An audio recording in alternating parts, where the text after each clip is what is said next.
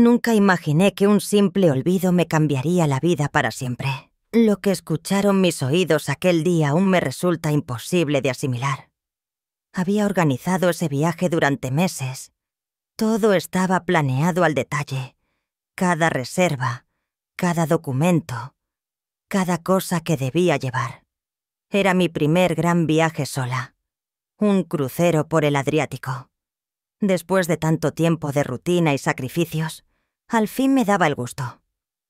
Pero el destino, caprichoso como es, tenía otros planes para mí. El taxi me se esperaba afuera, el motor encendido. El conductor ya miraba su reloj con cara de pocos amigos. Pero yo, revolviendo con manos temblorosas los cajones del escritorio, solo podía pensar en una cosa: el maldito pasaporte. Seguro estaba ahí, entre los papeles importantes que siempre he tenido organizados al milímetro. Con 65 años ya no corro como antes, pero la ilusión del viaje me daba energía. Era la primera vez en décadas que hacía algo solo para mí, y no podía permitir que un descuido lo arruinara. Volví a casa por la puerta trasera tratando de no hacer ruido. No quería que mi hija, Daniela, ni su marido, Sebastián, se enteraran de que había regresado a buscar el documento. Estaban de visita, como todos los domingos. Y si me veían, seguro tratarían de convencerme de no irme. Daniela siempre ha sido sobreprotectora, especialmente desde que falleció mi esposo, Martín, hace 3 años. Subí las escaleras en silencio, cuidando cada paso. Mi habitación estaba justo al final del pasillo, donde guardaba todos mis documentos importantes. Pero antes de llegar, escuché sus voces, provenientes del jardín. La ventana de mi cuarto daba directo a la terraza trasera, donde estaban sentados tomando café, en la mesa de hierro que Martín y yo compramos para nuestro aniversario número 20. Al principio pensé que era una charla más, de esas de pareja. Pero algo en el tono de Sebastián me hizo detenerme. Siempre me ha parecido un tipo frío, calculador. Daniela lo ve con otros ojos, claro. Pero yo siempre tuve mis reservas. Me escondí detrás de las cortinas de encaje y agucé el oído. «No podemos esperar más, Daniela», dijo Sebastián con un tono que no le había escuchado jamás. «Tu madre está demasiado bien de salud. Puede vivir 10, 15 años más. No podemos quedarnos de brazos cruzados». Sentí que el suelo se movía bajo mis pies. ¿Qué significaban esas palabras? «Lo sé», respondió ella, con un suspiro lleno de peso. «Es mi madre, Sebastián. Me da miedo, pero últimamente ni siquiera la reconozco». «Justamente por eso», insistió él. «Está empezando a tomar decisiones por su cuenta, como ese viaje ridículo. ¿Qué será lo próximo? ¿Se casará con algún viejo del club de lectura? No podemos permitir que despilfarre nuestro futuro en caprichos de anciana». «¿Nuestro futuro? Caprichos de anciana». Las palabras me cayeron como una bofetada. El corazón me latía a pie a mil. No quería escuchar más, pero mis pies no se movían. «El abogado dice que si conseguimos probar que está perdiendo facultades mentales, podemos pedir la tutela legal», continuó Sebastián, como si hablara de un trámite cualquiera. «Una vez que tengamos el control de sus cuentas, podremos decidir lo que de verdad conviene. La casa vale una fortuna, y con sus ahorros por fin podríamos comprar el piso que queremos». Esperé. Rogué que Daniela se negara, que dijera que eso estaba mal, que no permitiría algo así. Pero su silencio fue peor que cualquier palabra. «Tienes razón, amor», susurró ella finalmente. Ya hablé con el doctor Ruiz. Dice que con su edad es fácil argumentar deterioro cognitivo, especialmente si mostramos ejemplos de conductas erráticas, como este viaje impulsivo. El aire me faltaba. Las piernas me temblaban tanto que tuve que apoyarme en la pared. Mis propios seres queridos. Mi hija. El hombre al que ella eligió como compañero. Planeando cómo quitarme lo que tanto me costó construir. La bocina del taxi me sacó de ese trance. El conductor, impaciente, seguro pensaba que me había arrepentido. Pero yo ya no pensaba en cruceros ni pasaportes. Pensaba en esa traición que jamás imaginé posible. Durante más de 40 años construí mi vida con disciplina y sacrificio. Cada rincón de esta casa tenía una historia, un recuerdo, una parte de mí. Mi esposo Martín y yo trabajamos duro, sin lujos, pero sin que nos faltara nada. Él, contador en una empresa de transportes. Yo, maestra en la escuela pública del barrio. Cada peso que ahorramos, cada decisión que tomamos, siempre fue pensando en Daniela. Cuando ella nació, supe que todo el esfuerzo había valido la pena. Era una bebé tranquila, sana, la niña de nuestros sueños.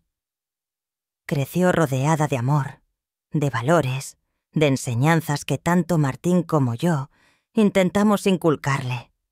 Respeto, honestidad, gratitud. Daniela siempre fue una estudiante ejemplar. Buenos resultados, buenas amistades. Cuando terminó la universidad, con honores, lloré de emoción. En la ceremonia, vestida de azul celeste, nos abrazó y nos dijo: «Todo lo que soy es gracias a ustedes». ¿Cómo me duele recordar esas palabras ahora? A Sebastián lo conoció en una capacitación de la empresa. También contador. Guapo, educado, con un futuro prometedor. Al principio me cayó bien. Me recordaba un poco a Martín de joven. Parecía atento, servicial. Cuando se casaron en un almuerzo íntimo en nuestro jardín, pensé que Daniela había encontrado un hombre que la cuidaría, como Martín me cuidó a mí. Los primeros años de su matrimonio fueron tranquilos. Vivían en un piso pequeño, pero siempre venían a visitarme los domingos. Cocinábamos, charlábamos, reíamos. Sebastián ayudaba a Martín con pequeñas reparaciones. Éramos, o eso creía yo, una familia unida. Cuando Martín falleció, hace 3 años, el mundo se me vino abajo. Después de 42 años juntos, perderlo fue como perder una parte de mi alma. La casa, antes llena de vida, se sentía fría, vacía. Apenas podía levantarme de la cama. No comía, no hablaba. Daniela y Sebastián fueron mi sostén. Venían todos los días.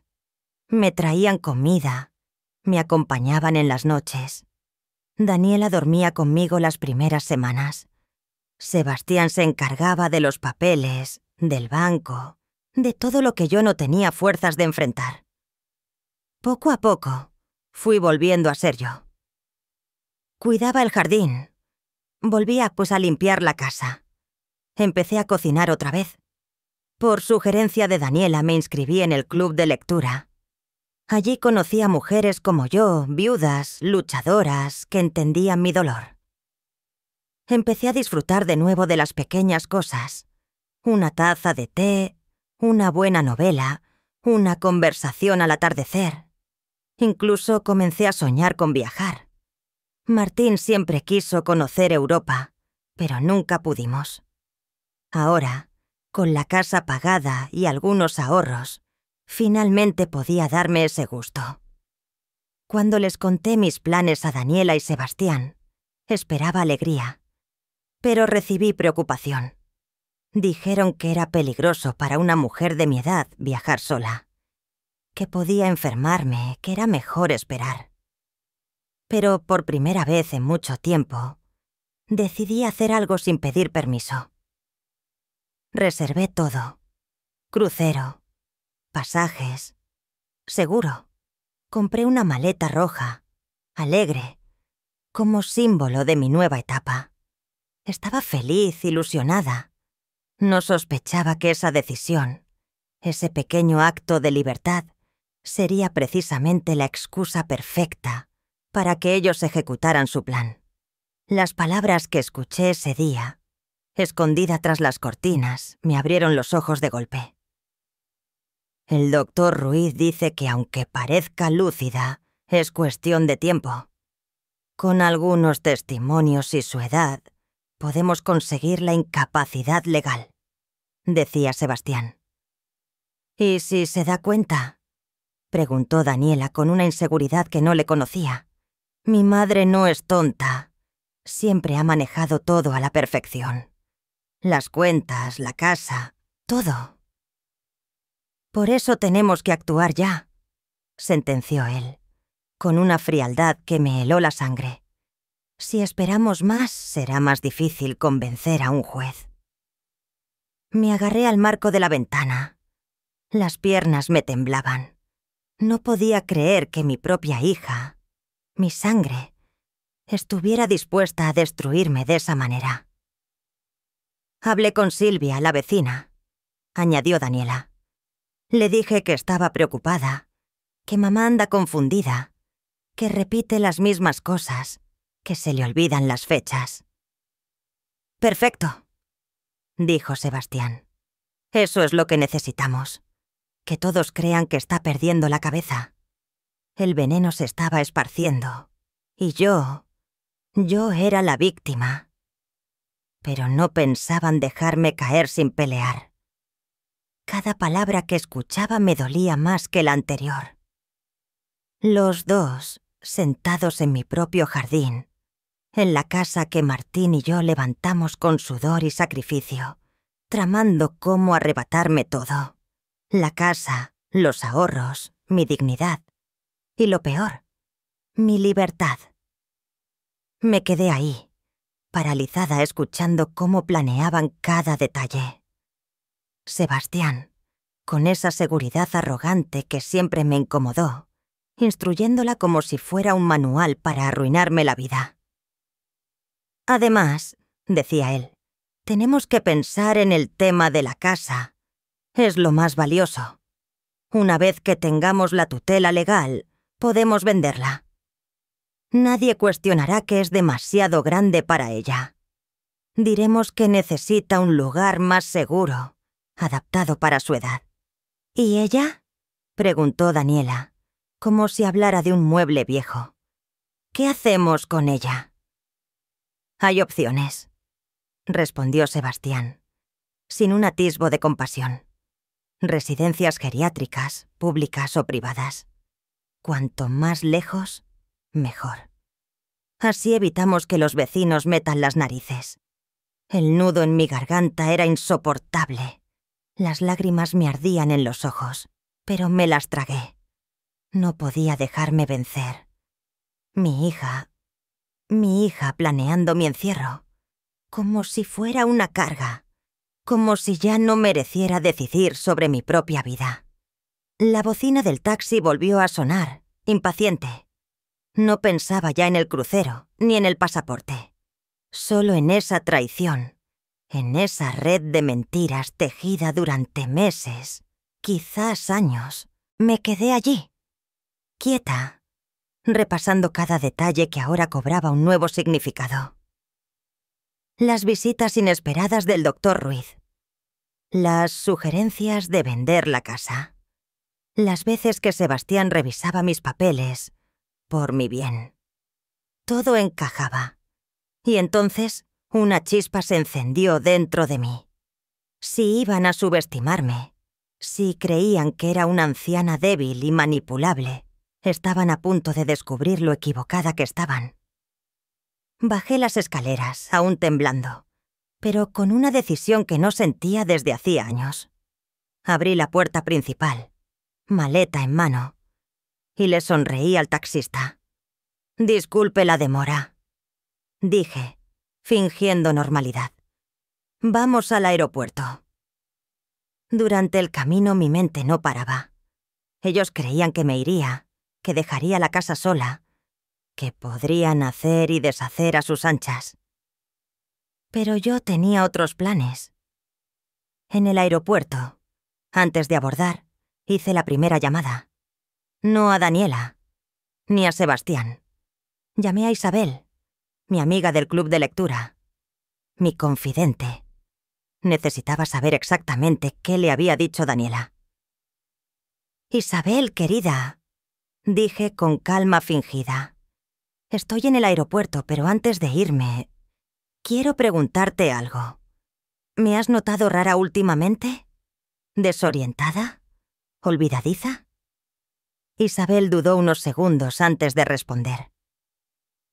La verdad, Ángela, me dijo usando mi verdadero nombre. Tu hija vino a verme hace unas semanas. Dijo que estabas confundida, que te olvidabas de las cosas, que repetías historias. La rabia me invadió, pero mi voz se mantuvo serena. ¿Tú has notado algo de eso en mí? Sé honesta. Para nada, afirmó. Siempre has sido la misma de siempre. Pero Daniela estaba tan preocupada que... no sé... me hizo dudar. Ahí lo supe. Estaban envenenando mi entorno. A mis amigas, a mis vecinos. Poco a poco, sembrando la semilla de la desconfianza. Si no actuaba, pronto todos creerían que estaba perdiendo la cabeza. No podía permitirlo. Antes de abordar, pasé por una tienda del aeropuerto y compré lo que necesitaba. Una pequeña grabadora de voz y una libreta. Si iban a jugar sucio, yo también. Me embarqué en el crucero, pero no para relajarme. Los días en alta mar fueron una tortura. Rodeada de turistas sonrientes, mientras yo solo pensaba en lo que me esperaba en casa. Pero también fue el tiempo perfecto para planear, para armar mi estrategia, para dejar de ser la víctima. A mi regreso, nada sería igual. Iban a conocer a la verdadera Ángela. Volví a casa 5 días después. Con la sonrisa puesta, con el aire relajado de alguien que acaba de disfrutar de unas vacaciones soñadas. Con regalos para Daniela y Sebastián. Con fotos y anécdotas. Como si todo estuviera en orden. Pero detrás de esa fachada, cada uno de mis sentidos estaba alerta. Ellos me recibieron con sonrisas fingidas y preguntas forzadas. Me abrazaron. Me dijeron que se alegraban de que el viaje hubiera ido bien. Pero en sus miradas había algo más. Impaciencia. Nervios. Querían saber si me había dado cuenta de algo. Si había notado los cambios en la casa. Si había descubierto sus movimientos. Y sí, los noté. Desde el primer instante. Los papeles de mi escritorio no estaban donde los dejé. Mis joyas, ordenadas siempre con precisión, mostraban huecos sutiles. Faltaban pequeñas piezas, las menos vistosas, pero que conocía de memoria. Los cajones abiertos, las carpetas ligeramente desordenadas. Ellos creían que una anciana no lo notaría, que mi supuesta confusión me impediría darme cuenta. Pero yo lo vi todo. Y no dije nada. Durante las semanas siguientes, jugué el papel de la viuda ingenua a la perfección. Escuchaba, observaba, grababa cada conversación en mi pequeña grabadora. Documentaba cada insinuación, cada sugerencia sobre vender la casa, cada comentario sobre mi salud mental. Pero no me bastaba. Quería llegar al fondo de todo. Necesitaba pruebas sólidas. Fue entonces cuando empecé a seguir a Sebastián. Discretamente, sin que lo notara. Lo observé salir del trabajo antes de tiempo un miércoles. Lo seguí hasta un café alejado, en un barrio al que no solía ir. Lo vi sentarse con una mujer joven y 2 niños pequeños. Los abrazó, los besó. Los niños le decían papá. La mujer, con confianza, le hablaba como si fueran pareja. Mi corazón se detuvo. Sebastián no solo planeaba robarme, también tenía otra familia. Mi hija Daniela no lo sabía. Era su cómplice sin saberlo, manipulada igual que yo. Esa noche, escondida tras las paredes de mi propia casa, grabé otra conversación. Daniela y Sebastián en la cocina, creyendo que no los escuchaba. «El doctor Ruiz dice que necesitamos más evidencia», decía Sebastián.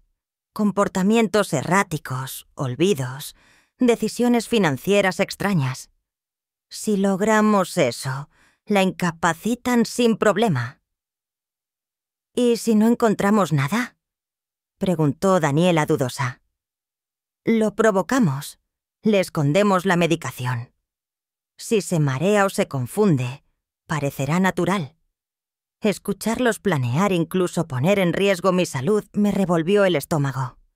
Ya no quedaban dudas. Ellos eran capaces de todo. Pero yo también. Y estaba lista. La trampa se cerraría pronto. Los días siguientes los dediqué a preparar mi jugada final. Contacté a Joaquín, el abogado y viejo amigo de Martín, con quien siempre habíamos manejado los asuntos legales. No le conté todo al principio. Solo le dije que quería revisar mi testamento, asegurarme de que mis papeles estuvieran en orden. Joaquín, discreto y leal, entendió sin necesidad de demasiadas explicaciones. «¿Hay algo que deba preocuparme, Ángela?», preguntó, observándome con esa mirada que lo había hecho un excelente abogado durante años. «Solo, llamémoslo precaución», respondí. «Me gustaría que hagamos cambios, pero que nadie más lo sepa. Por ahora». Él asintió, respetando mis tiempos. A escondidas, actualicé mis documentos. Reescribí mi testamento. Designé a Joaquín como apoderado en caso de cualquier trámite.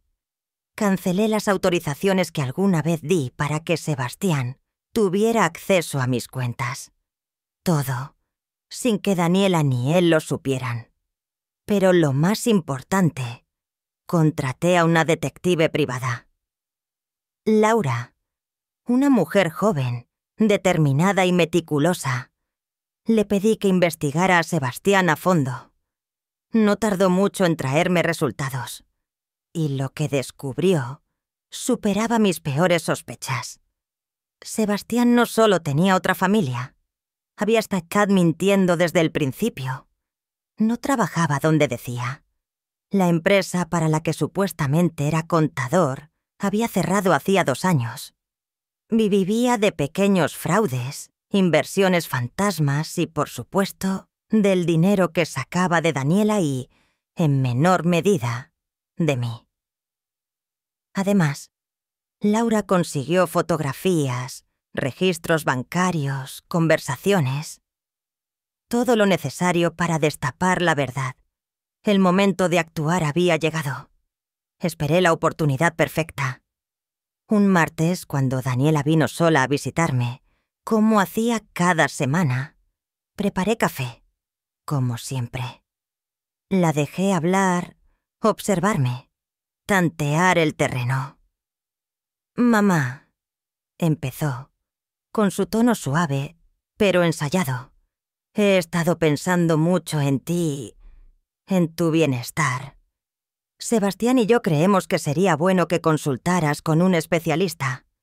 El doctor Ruiz conoce a buenos psicólogos, solo para asegurarnos de que estés bien, después de todo lo de papá».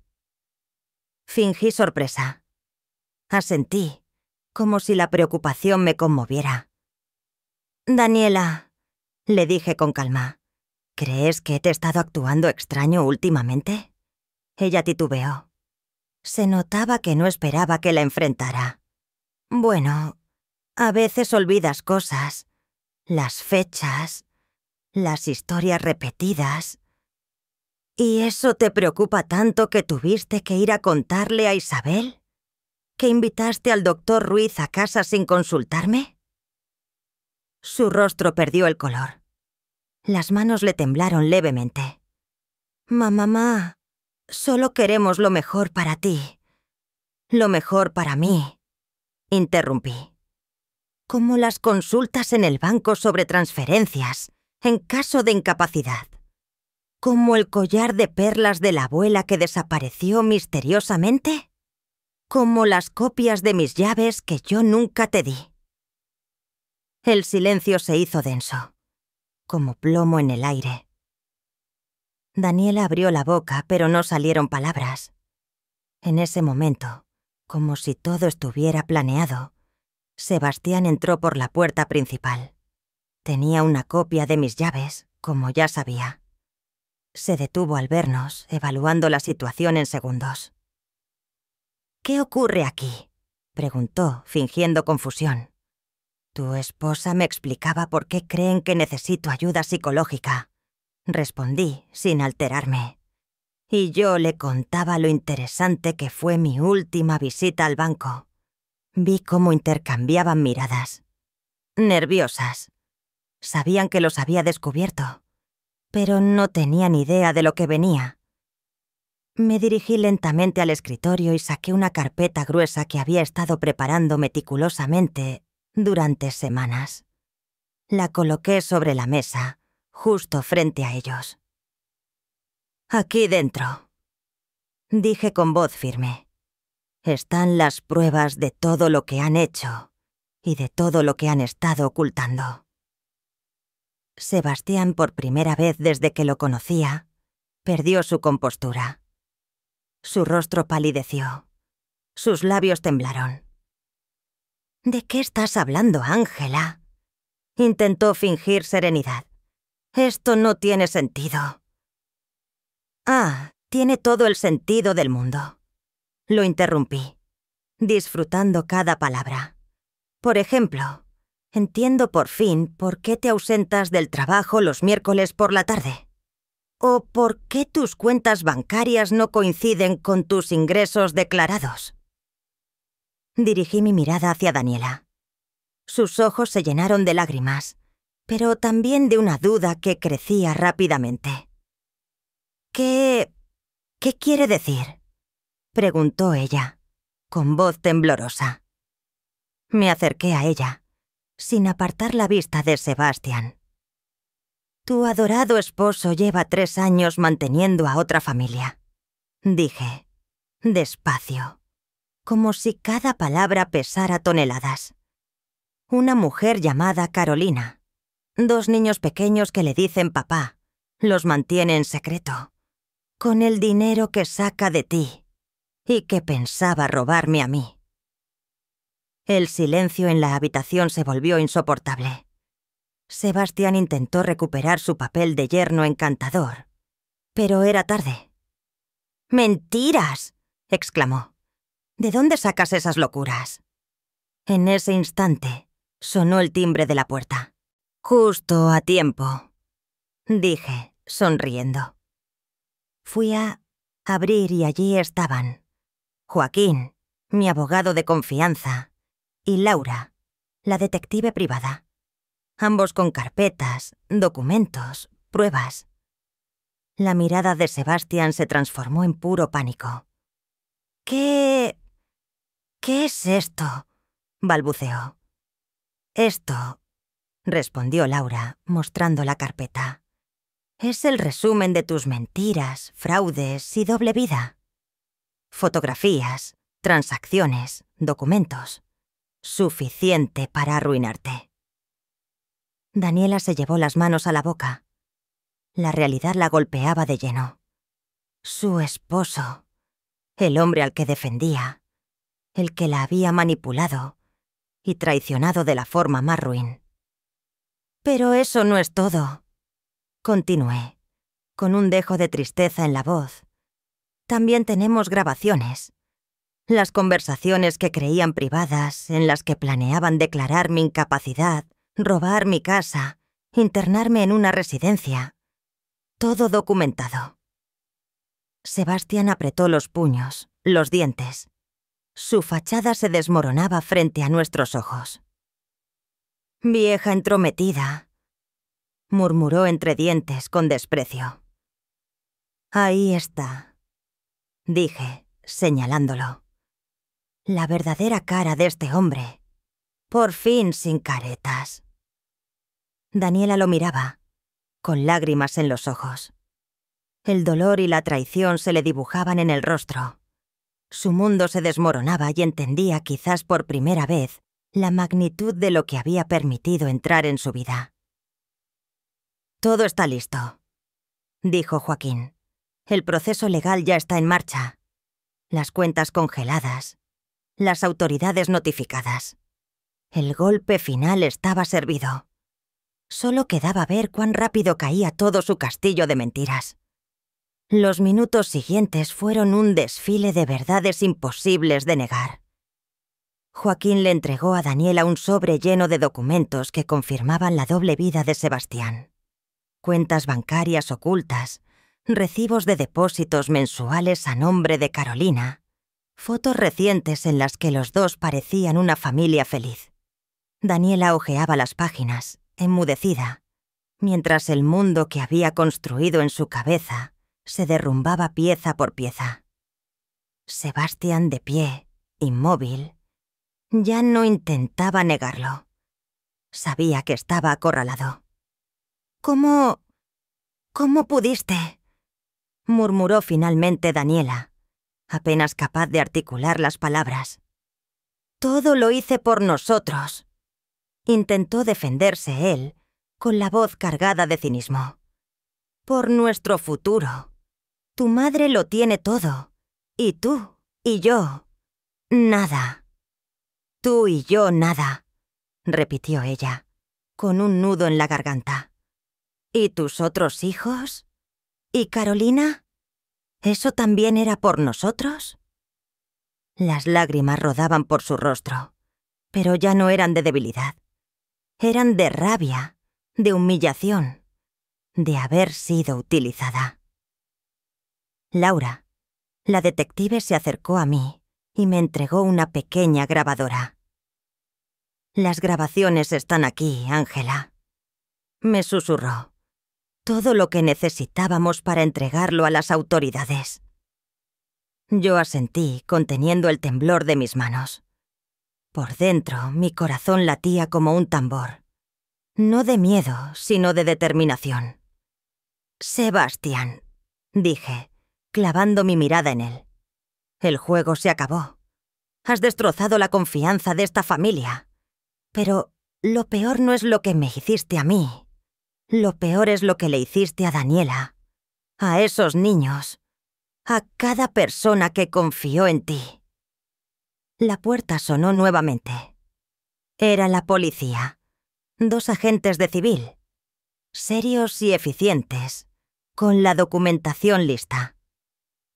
«Buenas tardes, ¿Sebastián Morales?», preguntó uno de ellos.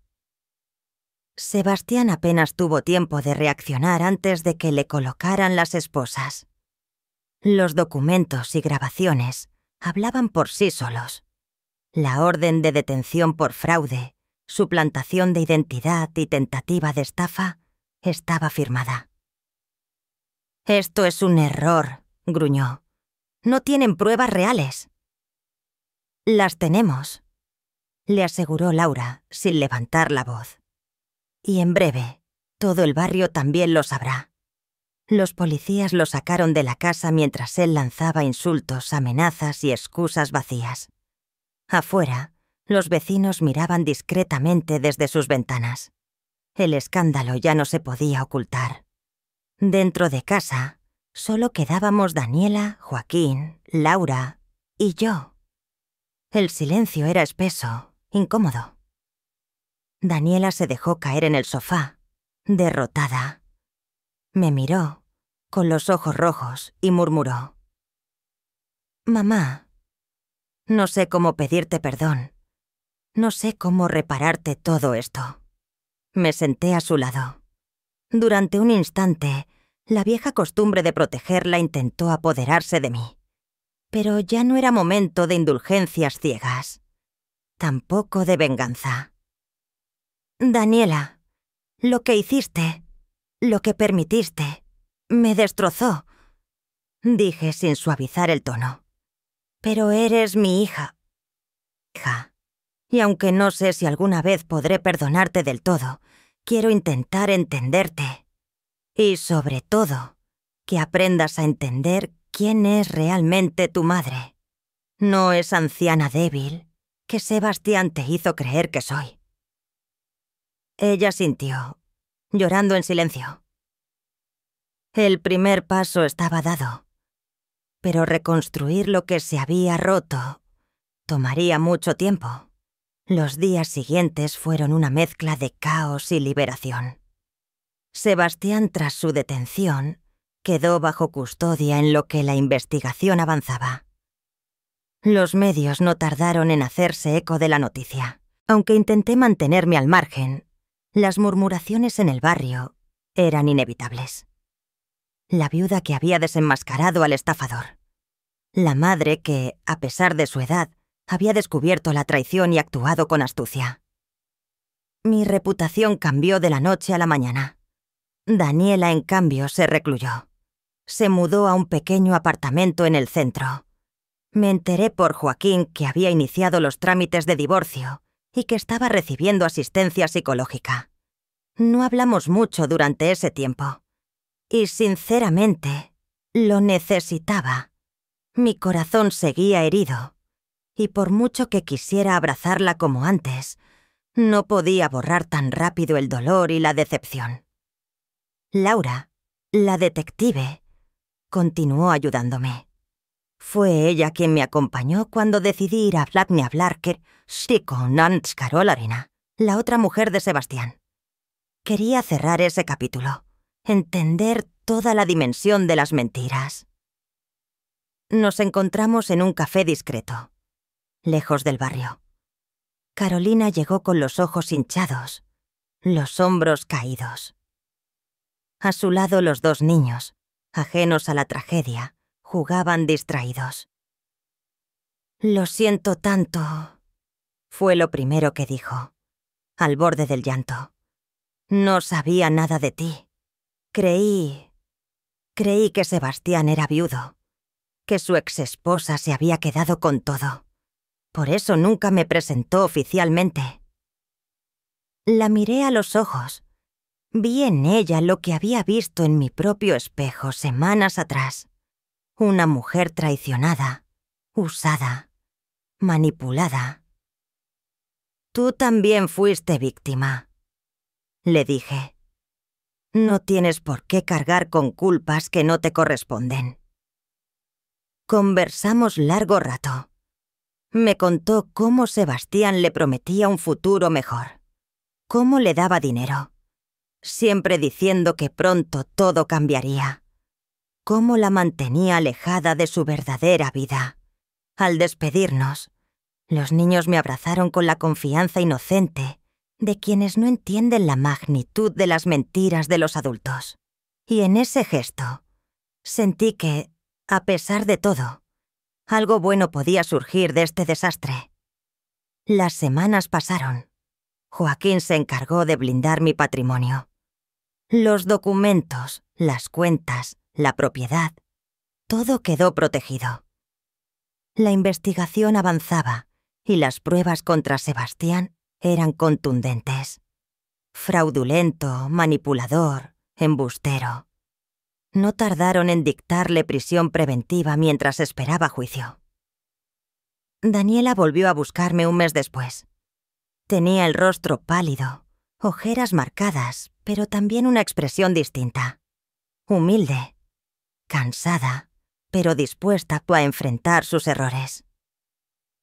«Mamá, sé que no puedo pedirte que me perdones, pero quiero que sepas que estoy intentando arreglar mi vida, que me doy cuenta de todo lo que permití, y que Si alguna vez quieres darme otra oportunidad, aquí estaré. La miré largo rato. Mi instinto de madre quería abrazarla, protegerla. Pero mi corazón aún sanaba. La herida era profunda, pero no imposible de cerrar. El tiempo dirá, Daniela. Respondí con honestidad. Yo también necesito sanar. Y así, sin grandes discursos, dimos el primer paso, torpe, lento, hacia algo que quizás, algún día, podríamos volver a llamar familia. 6 meses después, las cosas comenzaron a encontrar su equilibrio, al menos en apariencia. La vida siguió avanzando, como siempre lo hace, pero ahora yo la observaba con otros ojos. Más desconfiada, sí, pero también más fuerte. El juicio contra Sebastián fue rápido y contundente. Las pruebas eran aplastantes.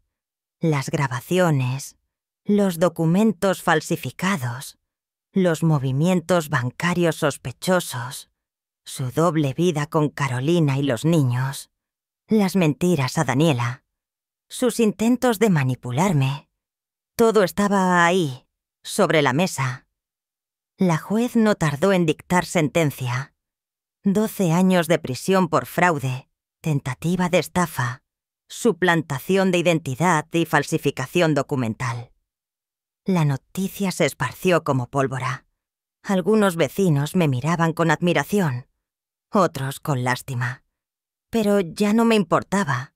Yo sabía quién era. Sabía lo que había logrado. Con la ayuda de Joaquín, recuperé casi todo el dinero que Sebastián había intentado apropiarse. Además, Carolina y sus hijos recibieron una compensación económica gracias al proceso judicial. No reparaba el daño emocional, pero al menos les daba estabilidad. Rosalía, la madre de los niños, se mostró agradecida y fuerte. Poco a poco, forjamos una relación que nunca habría imaginado. Nos veíamos a menudo, charlábamos, compartíamos experiencias. Los niños, con su inocencia intacta, me llamaban abuela Ángela sin cuestionar nada. En ellos encontré un afecto genuino que me devolvía la esperanza. Daniela, por su parte, siguió en terapia. Trabajaba largas horas para salir adelante. Nuestras conversaciones eran esporádicas, siempre cautelosas, cargadas de silencio, pero cada una era un pequeño paso en la reconstrucción de algo roto. «Mamá, no espero que me perdones», me dijo en una de esas charlas. «Solo quiero que sepas que estoy intentando convertirme en la persona que tú creías que era». La escuchaba sin interrumpirla. Aún me dolía. Aún no confiaba plenamente, pero entendía que ella también había sido víctima de las manipulaciones de Sebastián. Y tal vez, con el tiempo, podríamos sanar. Mientras tanto, me ocupaba de mí. Retomé mis clases en el club de lectura, me apunté a yoga y, finalmente, me atreví a retomar los viajes. No como una forma de escapar, sino como una manera de celebrarme. Mi primer destino fue Grecia. Un tour por las islas, los templos, las ruinas cargadas de historia. Me acompañó Isabel, mi amiga del club, que nunca dudó de mí y que se había convertido en mi mayor aliada. En ese viaje, redescubrí a la Ángela que había olvidado entre tanta rutina, entre tanto rol de madre, esposa y cuidadora. Me descubrí independiente, fuerte, capaz de disfrutar de la vida sin miedo ni culpa. Y entendí algo fundamental. Nunca es tarde para recuperar el control sobre tu propia existencia. Nunca es tarde para ser dueña de tu vida. El viaje a Grecia fue más que unas simples vacaciones. Fue una declaración personal. Caminé por las ruinas de Atenas, contemplé los atardeceres en Santorini. Me perdí entre los callejones blancos y azules de Mykonos. Pero lo más importante fue el tiempo que me dediqué a mí misma. Sin presiones, sin miedos, sin tener que mirar sobre mi hombro esperando la traición de alguien cercano. Al regresar, las cosas en casa habían cambiado. No solo en mi entorno, sino en mi interior.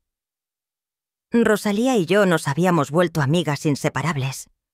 Le ofrecí cuidar su casa cuando tenía que salir por trabajo, y ella hacía lo mismo conmigo. Su vida también se estaba reconstruyendo. Y aunque los niños seguían preguntando por su papá, ella con valentía les contaba la verdad, adaptada a su inocencia. Daniela, por su parte, seguía su proceso. Había empezado a comprender cuánto la había manipulado Sebastián, cuánto había perdido su propio juicio, cegada por las promesas vacías y la ambición disfrazada de preocupación.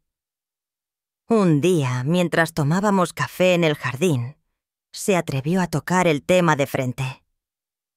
«Mamá, estuve pensando...» Empezó con esa timidez que no le conocía. «Sé que no tengo derecho a pedirlo, pero ¿podrías considerar que empecemos de nuevo?» La miré en silencio. No porque no supiera qué decir, sino porque evaluaba por primera vez si estaba lista para abrir mi corazón herido. «Daniela», respondí finalmente, «lo que pasó no se borra, pero tampoco quiero que vivamos en un eterno castigo. Empezar de nuevo es un camino largo, pero si estás dispuesta a recorrerlo, yo también». Sus ojos se llenaron de lágrimas, pero esta vez no eran de culpa ni desesperación. Eran de alivio. Nos abrazamos. Fue un abrazo torpe, incómodo, pero genuino. Un primer paso. Pequeño. Insuficiente aún. Pero un paso. Meses después, el proceso judicial contra Sebastián concluyó. No hubo apelaciones exitosas. 12 años de prisión firme. La comunidad, que al principio cuchicheaba a mis espaldas, ahora me veía con otros ojos. Ya no era la anciana vulnerable. Era la mujer que había enfrentado la traición y había salido adelante. Isabel, entre bromas, me decía: «Te has convertido en la heroína del barrio, Ángela». Y yo sonreía. No porque me creyera invencible, sino porque sabía que, tras tanto dolor, me había descubierto capaz de mucho más de lo que imaginaba. La casa, que en su momento fue un campo de batalla, volvía a ser un hogar. No el mismo de antes, claro. La ingenuidad se había ido. Pero en su lugar quedaba la fortaleza y la certeza de que nunca más permitiría que nadie, ni siquiera mi propia sangre, decidiera sobre mi vida. A los 66 años finalmente entendí algo esencial. La libertad, el respeto y la dignidad no se heredan, se defienden. Y yo había aprendido a defender lo mío. Con el tiempo, la rutina volvió a encontrar su lugar. Pero ya no era la misma rutina de antes, aquella en la que me limitaba a ser madre, esposa, vecina ejemplar. Ahora era mi vida, elegida y construida a mi manera, sin las cadenas invisibles de la culpa o el miedo. Daniela continuó con su proceso de reconstrucción. No fue fácil. Su divorcio la dejó con deudas, con inseguridades, con muchas noches de insomnio, pero también le dejó una valiosa lección. Nunca más permitiría que alguien decidiera por ella, ni por su bienestar. Empezó a estudiar, a trabajar en algo que realmente le gustaba. Incluso retomó viejas amistades que había descuidado durante su relación con Sebastián. Poco a poco, la mujer insegura y manipulable que había sido, dio paso a una versión más fuerte, más consciente. Nuestro vínculo, aunque aún herido, empezó a sanar. Ya no éramos madre e hija desde la idealización, sino desde la honestidad. Charlas sinceras, silencios incómodos, pero genuinos. Y aunque las cicatrices seguían presentes, ambas entendíamos que si algo quedaba por salvar, solo se podía hacer desde la verdad. Rosalía, por su parte, se había transformado en una pieza clave en mi vida. No solo nos unía la traición de Sebastián, sino una amistad auténtica, forjada en las cenizas de la decepción. Nos acompañábamos, nos apoyábamos, y entre risas y confidencias, entendimos que a veces, de lo peor, surge lo mejor. Los niños de Rosalía se habían convertido en parte de mi día a día. Sus risas llenaban la casa que por tanto tiempo sentí vacía. Para ellos, yo era simplemente abuela Ángela, sin más historia ni complicaciones. Y en su inocencia encontré un bálsamo que ni las terapias, ni los viajes, ni las conversaciones profundas me habían dado. El barrio también cambió su percepción hacia mí. Donde antes me veían como una viuda frágil, ahora veían a una mujer que no solo había defendido lo suyo, sino que había desenmascarado a un estafador profesional. Me invitaban a las reuniones, me pedían consejos. Incluso algunas mujeres del club de lectura se animaron a compartir sus propias dudas y miedos, inspiradas por mi historia. Un día, mientras caminaba por el parque con Isabel y Rosalía, mirando cómo los niños jugaban, me detuve a observar el atardecer. ¿Quién me hubiera dicho?, dije, sonriendo, que después de todo esto me sentiría en paz. Isabel asintió, dándome palmaditas en la espalda. Te lo dije. A veces hay que tocar fondo para recordar quién eres realmente. Rosalía me sonrió con complicidad. Y a veces, del fondo se sale con nuevas familias, añadió señalando a sus pequeños. Familia que uno elige, no la que te toca por sangre. Tenía razón. Aquel dolor que creí insuperable me había enseñado, entre muchas cosas, que la verdadera familia se construye con afecto, con respeto y, sobre todo, con lealtad. Y yo, por fin, estaba rodeada de personas leales.